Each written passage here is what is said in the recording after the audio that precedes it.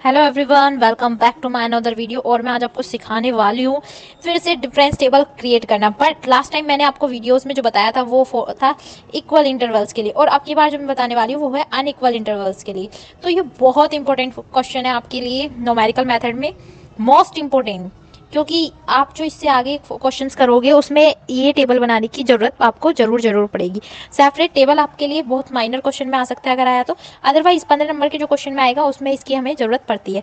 तो सबसे पहले आपको क्या देखना है, जो आपका एक्स है, इंटरवल जो आपको दिया होगा उनके बीच में जो गैप है वो इक्वल है या अनइक्वल है, उसके ऊपर डिपेंड करता है आपको टेबल किस तरह बनाना है। तो यहाँ पर जो हमारे डेटा दिया हुआ होगा आपकी बार वो अनइक्वल दिया हुआ होगा, उसके पर्पज से मैं आपको बता रही हूँ। सपोज आप मान लो A1 A2 A3 A4 हमें इंटरवल दिए हैं और इनके बीच का जो डिफरेंस है यानी कि h वो अलग अलग है। मतलब इसके बीच में यहाँ पर 2 का गैप है, यहाँ पर 5 का गैप है, यहाँ पर 8 का गैप है, कुछ ऐसा गैप है आप मान लीजिए। और हमें जो फंक्शन दिया है वो दिया है B1 B2 B3 B4। अब आपको क्या करना है, डेल्टा fx फाइंड करने के लिए B2 में से B1 को माइनस करना नॉर्मल है, जैसे कि आपने पहले किया था। बट अब की बार आपको डिवाइड में भी कुछ लिखना है, यहाँ पर A2 माइनस A1 इंटरवल में से लेकर जो वैल्यू मिलेगी वो C1 मान लेंगे हम। फिर सेम रिपीट करना है, B3 में से B2 को माइनस करना है और लास्ट वाले इंटरवल को माइनस करना है A3 में से A2 को। तो यहाँ पर ये फाइंड होकर आएगा।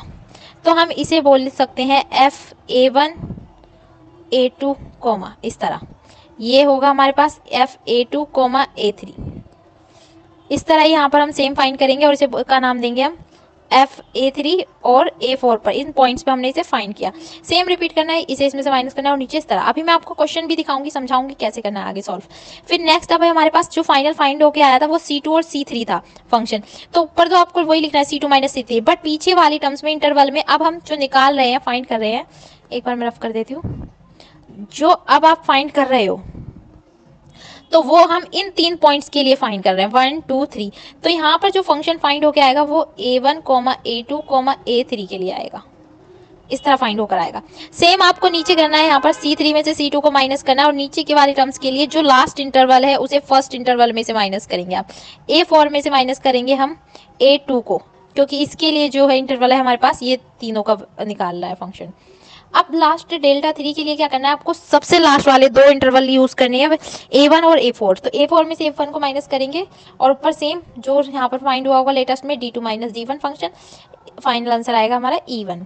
अब इसे हम क्वेश्चन पे अप्लाई करके देखते हैं, क्वेश्चन पे किस तरह अप्लाई करना है, यही सेम क्वेश्चन। सबसे पहले जो भी हमें वैल्यूज दी हुई हैं उसे लिख लो। तो x हमारे पास यहाँ पर दिया हुआ है 1 2 4 7 12, और यहाँ पर आपको फाइंड करना है fx 22 30 82 106 216। अब हम इसकी नेक्स्ट टर्म फाइंड करेंगे जिसका नेम है डेल्टा fx। अब इसे माइनस करने के लिए क्या करना होगा, थोड़ा सा साइज में बड़ा कर लेती हूँ इसका। तो क्या करना है, इस टर्म को सॉल्व करना है। तो हमारे पास जैसे कि मैंने फॉर्मूले में बताया था, सबसे पहले लिखते हैं फंक्शन। तो फंक्शन है 30 और 22 सॉरी, और इंटरवल है 2 और 1। तो नीचे डिनोमिनेटर में लिखोगे 2 माइनस 1। इसे जब आप सॉल्व करोगे तो आई थिंक इसमें से बचेगा ये अपॉन में, तो 1 ही बचा और ये 8 बचा। तो यहाँ पर जो सॉल्व करके आएगा वो क्या आएगा 8। इस तरह अब हम इन दोनों को सॉल्व करेंगे तो 82 माइनस 30, और इंटरवल हमारे लिए यहाँ पर है 4 और 2, तो 4 माइनस 2 करेंगे। इसे सॉल्व करके जो आएगा वो आएगा 26। सेम आप नेक्स्ट करोगे 106 माइनस 82, इसके लिए इंटरवल पॉइंट्स क्या होंगे 7 माइनस 4। तो जब हम इसे सॉल्व करेंगे, सॉर्ट आउट करेंगे कंप्लीट, तो आएगा 8। इसके बाद नेक्स्ट टर्म है 216 माइनस 106 अपॉन 12 माइनस 7। आपको इसे सॉल्व करना है और इसे सॉल्व करके जो आएगा, सॉर्ट आउट करके आएगा 22। अब मैं पहले इसे रफ कर देती हूँ थोड़ा सा। नेक्स्ट ऐसे हमें आगे सॉल्व करना है 26 माइनस 8। अब इन दोनों के लिए जो इंटरवल है यहाँ पर हमारे पास क्या है 4 और 1। तो यहाँ आप लिखोगे 4 माइनस 1, इसे सॉल्व करके आएगा 6। इन दोनों के मिड में लिख देते हैं 6। अब हमारे पास नेक्स्ट फंक्शन है 8 और 26। तो 8 माइनस 26 करोगे, इंटरवल हमारे लिए यहाँ पर क्या है 7 माइनस 2। सॉल्व करके आएगा फाइनल 3.6। तो आपको यहाँ लिखना है 3.6। सेम आगे करेंगे 22 माइनस 8, इसके लिए इंटरवल पॉइंट्स क्या है हमारे पास 12 माइनस 4। तो इसे जब आप सॉल्व करोगे 1.75 आएगा, ये आप कैलकुलेटर की हेल्प से सॉल्व कर सकते हो, इसलिए मैं यहाँ पर डायरेक्टली लिख रही हूँ। अब नेक्स्ट सॉल्व करेंगे हम टर्म 23.6 माइनस 6 अपॉन, इन दोनों के लिए इंटरवल पॉइंट्स अब हमारे पास क्या होंगे, तो इन दोनों के लिए मिड वाले दो छोड़ दो और हमारे कॉर्नर के पॉइंट्स हो जाएंगे, यानी कि 7 माइनस 1।